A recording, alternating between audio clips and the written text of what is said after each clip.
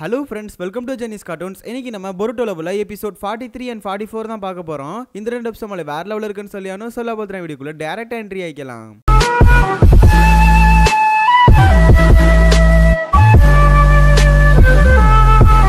கதையோட ஸ்டார்டிங் சீன்ல போன எபிசோட்ல ஒரு கிரிக்கெட் வந்துட்டு இந்த மாதிரி நான் சாவ போறேன் அப்படிங்கிற மாதிரி பேங்க் முன்னாடி நின்றுக்கிட்டு அவன் வந்து நிறைய வேலைகளை பார்த்திருப்பான். ஆனா அந்த வகையில பொருட்டோ தடுத்து வச்சிருப்பான். பட் இப்போ என்ன பிரச்சனை அப்படின்னு சொல்லி பார்த்தோம்னா வேற ஒரு கும்பல் வந்து ஆட்டையை போட்டு போயிருக்கானுங்க பணத்தை எல்லாத்தையும். அண்ட் செக்யூரிட்டி அலாரம்லாம் அடிக்கலையா அப்படின்னு கேட்டாதான் அந்த இடத்துல ஒரு தில்லாலங்கடி வேலையை பார்த்துட்டு போயிருக்காங்க. எப்படி அப்படின்னா அந்த இடத்தவே -20 டிகிரி செல்சியஸா மாத்தி விட்டு போயிருக்காங்க. ரொம்ப குளிர்ல அங்க இருக்க மிஷின்ஸ் எல்லாருமே வந்து உறைஞ்சு போயிருச்சு. அதனாலதான் இந்த ஒரு செக்யூரிட்டி அலாரம் அடிக்காம அழகா வந்து போட்டு போயிட்டானுங்க.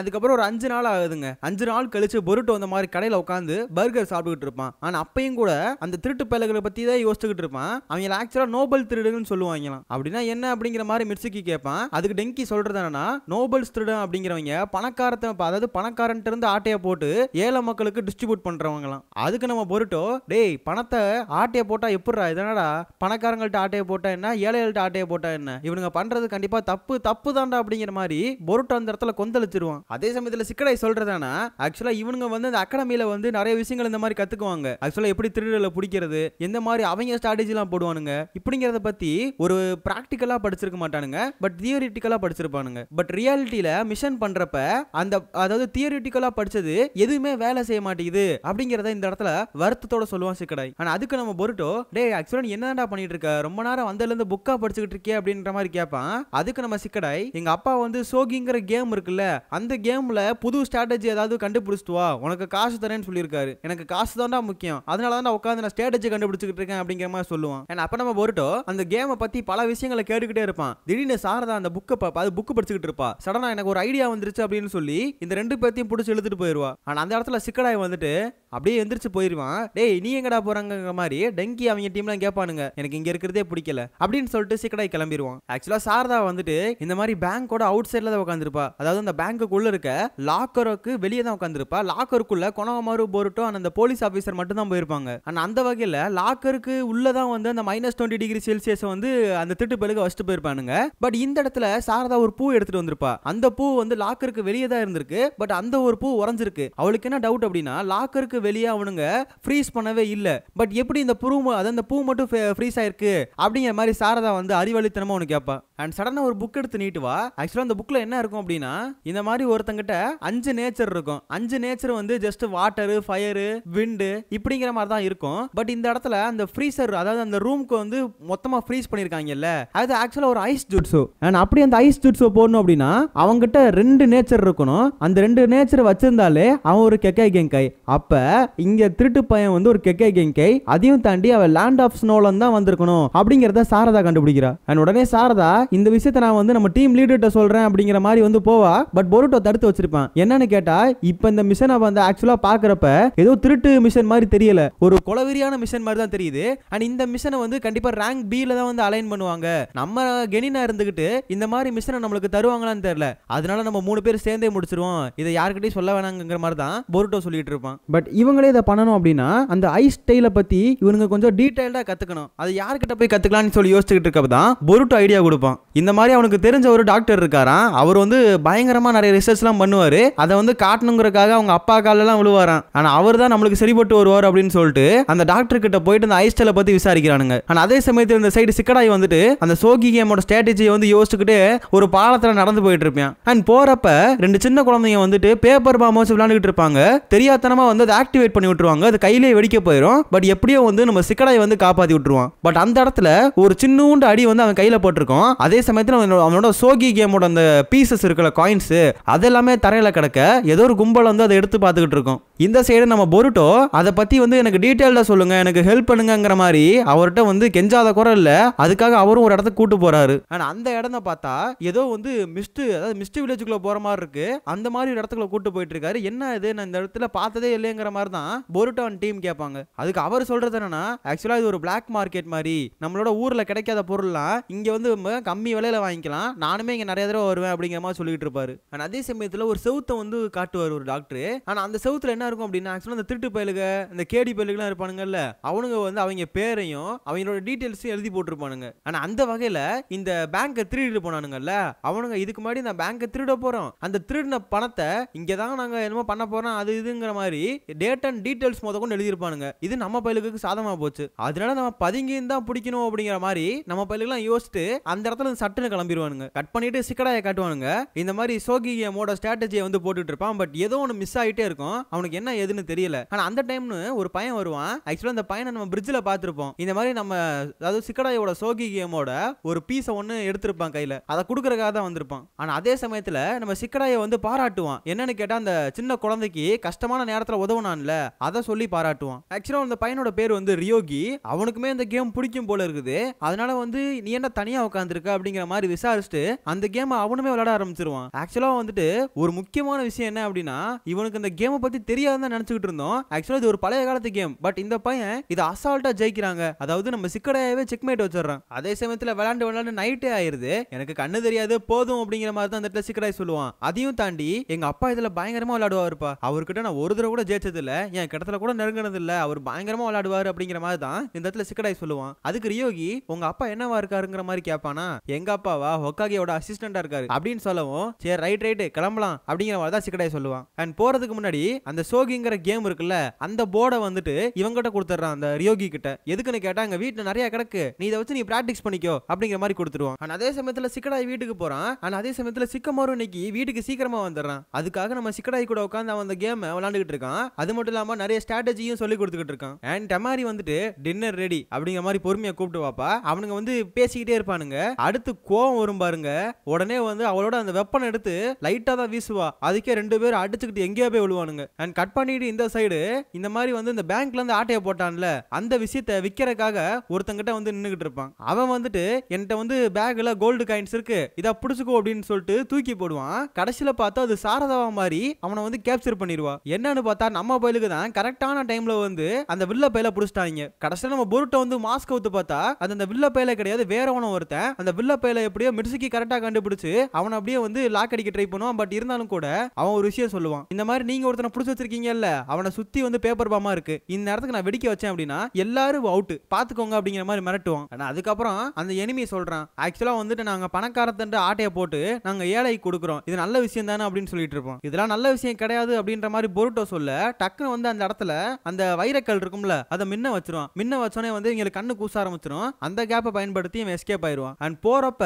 எல்லா இடத்துலயும் இந்த ஐஸ் ஜுட்ஸோ போட்டு விட்டு போயிடுவான். அதனால அவன் நடக்கிற அந்த இடத்துல பூராமே வந்து ஐஸா விழுந்து கிடக்கும். மேபி இது டிராப்பா இருக்குமா அப்படிங்கிற மாதிரி தான் இந்த இடத்துல பொருட்டோட டீம் யோசிப்பாங்க. அண்ட் பரவாயில்ல அப்படின்னு சொல்லிட்டு பொருட்டோ ஃபாலோ பண்றான். ஃபாலோ பண்ணி பார்த்தா ஒரு ஊரே வந்து அந்த இடத்துக்கு வந்திருக்குங்க. அண்ட் நம்ம பொருட்டோட டீம், அதாவது டீம்ஸ் அவனை பார்த்தோன்னே எல்லாருமே அவங்க வீட்டுக்குள்ள போய் ஒளிஞ்சுக்கிறாங்க. அதே சமயத்துல தூரத்துல இருந்து அந்த எனிமி பையன் வந்து அவனோட ஐஸ் ஜுட்ஸோ போட்டு அந்த இடத்துல அந்த மூணு பேத்தையுமே லாக் அடிச்சிட்டான். அப்புறம் தான் அவன் சொல்லுவான், இந்த ஊர் மக்கள் வந்து அதாவது மலைக்கு மேல இருக்காங்க, அதாவது உங்களுக்கு தண்ணி கிடைக்கணும் அப்படின்னா ஒரு கீழே இறங்கி போய் வந்து அவங்க தண்ணி எடுக்கணும். ஆனா அதுக்காக தான் அந்த வாட்டர் வீல் அப்படிங்கிற ஒண்ணு இந்த தண்ணியில இருந்து எடுக்கப்படுது. ஆக்சுவலா அந்த வாட்டர் வீல் வந்து இப்ப ரிப்பேர் ஆயிடுச்சு போல இருக்குது. அதை சரி பண்றதுக்காக தான் இந்த பையன் ஆட்டையை போட்டு வந்திருக்கான். அதுக்கு வந்து பயங்கர செலவாகும், அதுக்காக தான் ஆட்டையை போட்டு வந்திருக்கானா. ஏன்னா இந்த மக்கள் வந்து தண்ணி கிடைக்காம ரொம்ப அவதிப்பட்டுக்கிட்டு இருக்காங்களா. பட் இப்போ அது வந்து ஒர்க் ஆக ஆரம்பிச்சிருச்சு. அப்பதான் பொருட்டோ கேட்பா, டே இப்பதான் ஒர்க் ஆகுதுடா, அப்புறம் ஏன்டா ஆட்டையை போட்டுன்னு கேட்பான். அதுக்கு அந்த திருட்டு பையன் வந்துட்டு, டே நான் ஆட்டையை போட்டனால தான் இப்போ நான் ஒர்க் ஆகுது, நான் அந்த பேங்க்ல இருந்து ஆட்டையை போட்டு இதை நான் சரி பண்ண வச்சிட்டேங்கிற மாதிரி அவன் சொல்லுவான். உடனே டே பொருட்டோ உசுமாக்கி என் பின்னாடி வாடா அப்படிங்கிற மாதிரி அந்த எனிமிக்காரன் கூப்பிடுவான். பட் இருந்தாலும் அவன் பொருட்டோ சோகத்திலே இருப்பான். அதே சோகத்தோட அவன் வந்து வீட்டுக்கும் கிளம்பி போயிடுறான். வீட்டுக்கு இந்த சென்ஸ் வந்து நம்ம ஊருக்கே திரும்பி வந்துடுறான். ஆனா அங்க வந்ததுக்கப்புறம் கொனாமாரு வந்து பாப்பாரு, ஏன்டா இப்படி நீ வந்து சோகமா இருக்க, இதெல்லாம் ஒரு மிஷன் தான். ஆக்சுவலா அந்த திருட்டு போன நகையை இன்சூரன்ஸ் போட்டு அந்த கடைக்காரங்க கிளைம் பண்ணிட்டாங்க, நீ பிரச்சனை எதுவும் பண்ணாத,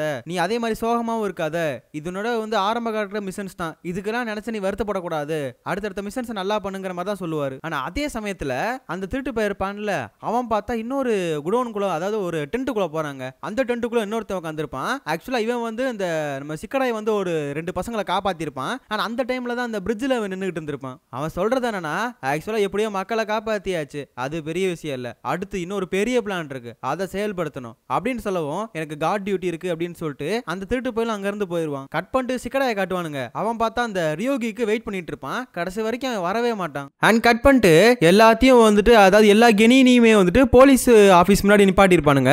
எதுக்குன்னு கேட்டா இப்ப வந்துட்டு அந்த கும்பல் வந்து ரொம்ப பிரச்சனை பண்ணுதான். அந்த ஆட்டை போட்ட கும்பல் வந்து இப்ப ரொம்ப பிரச்சனை பண்ணுதான். ஆனா அதுக்காக தான் எல்லா கெனினையும் ஹெல்ப் கூப்பிட்டுருக்காங்க. அவங்களோட வேலை என்ன அப்படின்னா இந்த மாதிரி அவங்க எங்கெங்க போறானுங்க, அவங்க என்னென்ன பண்றானுங்க இதை மட்டும் ட்ராக் பண்ணா போதும், பட் சண்டை மட்டும் போடக்கூடாதுன்னு சொல்லுவாரு. அதுக்கான காரணம் அவங்க எல்லாருமே வந்து ஒரு சுனின் லெவல்ல இருக்கவனுங்க. அவனுங்க நினைச்சா அவங்க அசால்ட்டா போட்டு தெரியலாம். அதுக்காக தான் சொல்லுவாரு. பட் இவனுங்க என்ன பிளான் பண்ணுவானுங்க அப்படின்னா நம்மள அவங்க திருப்பி அடிச்சிட்டாங்கன்னா என்ன பண்றது, நம்ம அதுக்கு திருப்பி அடிச்சுதான் ஆகணும் அப்படிங்கிற மாதிரி ஈவாபே சொல்லுவான். ஆக்சுவலா அவன் சொல்ல வரது என்னன்னா செல்ஃப் டிஃபென்ஸுக்காக அவங்கள நம்ம கண்டிப்பா அட்டாக் பண்ணி தான் ஆகணும் அப்படின்னு சொல்லுவான். என்னடா பொருட்டோ நீ என்ன சொல்றங்கிற மாதிரி பொருட்டோவை பார்த்து கேட்க அவன் ரொம்ப சைலண்டாவே இருப்பான். ஆக்சுவலா இதை வந்து எங்களுக்கு சைட் மிஷனா தான் கொடுத்துருக்கானுங்க.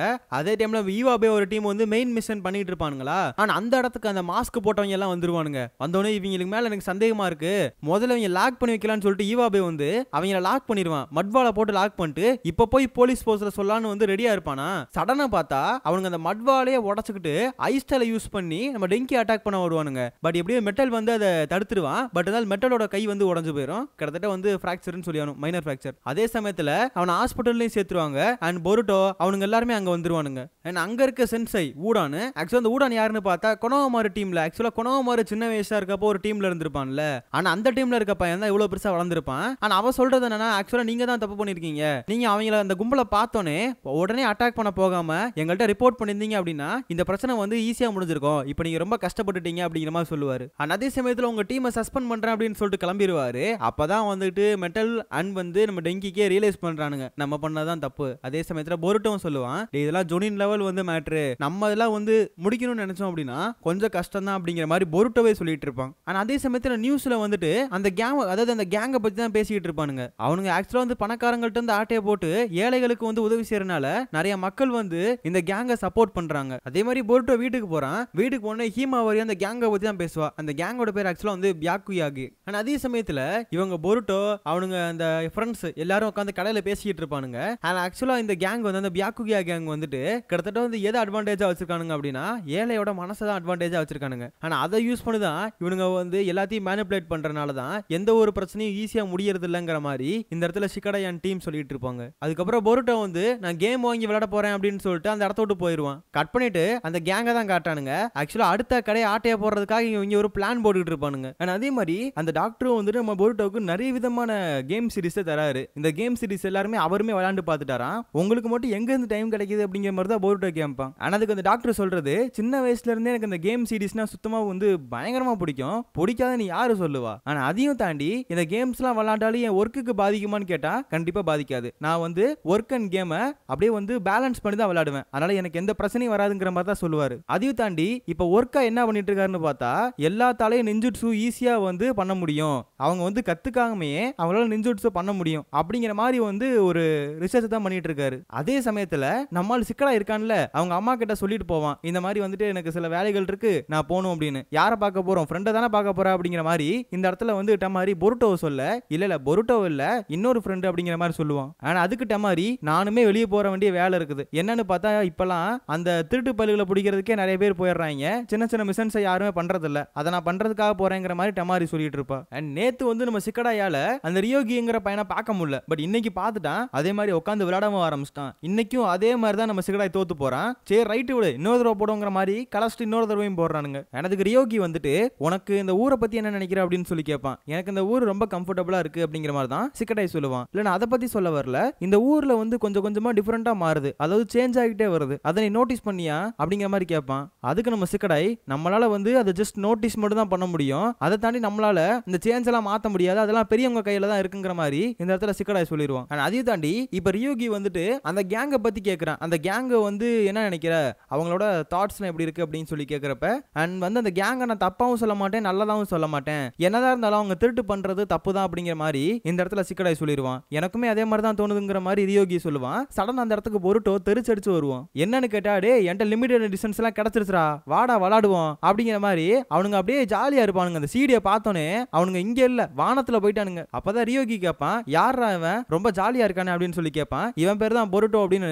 பொருட்டோவை இன்ட்ரோடியூஸ் பண்ணிக்குவானுங்க. அதையும் தாண்டி ரியோகி வந்து நான் தான் ரியோகின்ற மாதிரி பொருட்டோ கிட்ட இன்ட்ரோடியூஸ் பண்ணிக்குவான். ஏன்னா இப்ப சிக்கடை வந்துட்டு இந்த பொருள்லாம் எங்க வாங்கினு சொல்லி கேட்பான். இதா நம்ம டாக்டர் இருந்தா வாங்கிட்டு வந்தேன் அப்படிங்கிற மாதிரி நம்ம பொருட்டோ சொல்ல இந்த டாக்டரை பத்தி நம்ம ரியோகியும் தெரிஞ்சு வச்சிருக்கான். அப்பதான் சிக்கடாய்க்கு சந்தேகம் வருது, இந்த பயவுள்ளைக்கு எப்படி டாக்டர் தெரியும் அப்படிங்கிற மாதிரி யோசிப்பான். ஆனா அதே சமயத்துல நான் ரியோகி நான் கிளம்புறேன்டா அப்படிங்கிற மாதிரி இந்த இடத்துல ரியோகி கிளம்பிட்டு இருப்பான். ஆனா அந்த இடத்துல ரியோகி வந்து நான் கிளம்புறேன்னு சொல்லிட்டு போவானா, டேய் இருடாங்கிற மாதிரி சிக்கடாய் கூப்பிடுவான். பட் சடனா வந்துட்டு ஒரு ஐஸ் ஸ்ட்ராம் மாதிரி அந்த இடத்துல விழுகும். அதை வந்து விழுந்ததுக்கு அப்புறம் அவன் வந்து ரியோகி மறைஞ்சு போயிருவான். எங்க போயிருக்கான் அப்படின்னு சொல்லி பார்த்தோம்னா தான் இந்த மாதிரி கடையில ஆட்டைய போறதா சொல்லி பேசிட்டு இருந்தாங்களே, அதே கடையில இப்ப நகை எல்லாத்தையும் ஆட்டைய போட்டுட்டு இருக்காங்க. கரெக்டான டைம்ல ரியோகி வரான். வந்தோடனே இந்த மாதிரி கெனின் எல்லாருமே பார்க்கல தான் இருக்காங்க, நம்ம வேற பக்கம் போலாங்கிற மாதிரி சொல்லிடுவான். கடைசியில இவங்க திருடி வெளியே வர்றப்பதான் பக்கத்துல தான் சுமேரி அவங்க டீம்லாம் இருக்காங்க. எவ்வளவு இருக்குது கரெக்டா கண்டுபிடிச்சிருவாங்க. இப்ப என்ன பண்றது எது பண்றது யோசிச்சுக்கிட்டு இருக்கப்பயே அந்த எனிமி கூட்டாட்கள் எப்படியே கண்டுபிடிச்சிருவானுங்க. அதே சமயத்துல சுமேரியும் அட்டாக் பண்ணுவானுங்க.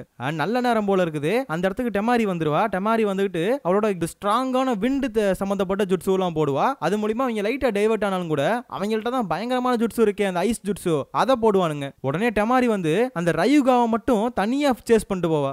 அவன் போய் கரெக்டா பார்க்ல போய் நின்றுவான். அப்போ உடனே பொருட்டு அட்டாக் பண்ண போவான். சிக்கடாய் வேணான்றுவான். உடனே டெமாரி அந்த இடத்துக்கு வந்துட்டு நல்ல நேரத்துக்கு தான் வந்தீங்க, முதல்ல போய் டைவர்ட் பண்ணுங்க அப்படிங்கவும் அண்ட் நம்பால் போயிட்டு ஷேடோ கிளவுன்ஸ் எல்லாம் போட்டு டைவர்ட் பண்ண ஆரம்பிச்சிருவான். அண்ட் ரியூகா வந்துட்டு என்ன பண்றதுன்னு தெரியாம படிக்கட்டெல்லாம் ஓடிக்கிட்டு இருப்பான். அண்ட் கடைசியில சேசிங் அடிச்சுட்டே வந்து டெமாரி வந்து பார்த்தா ஆளை காணா. அது அங்க நிக்கிற ஒருத்தவன்ட்ட கேட்டா இவன் இந்த சைடு போயிட்டான் ஓடி போயிட்டான் அப்படிங்கிற மாதிரி சொல்லிடுவா.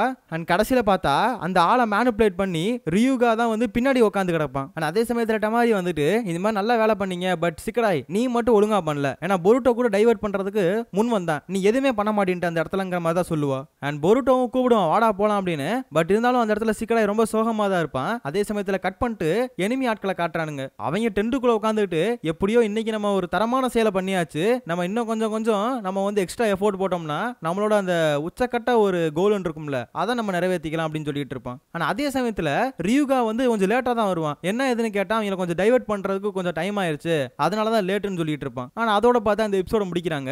இந்த எபிசோடு எப்படி இருந்துச்சுன்னு சொல்லி மறக்காம கமெண்ட் செக்ஷன்ல சொல்லுங்க.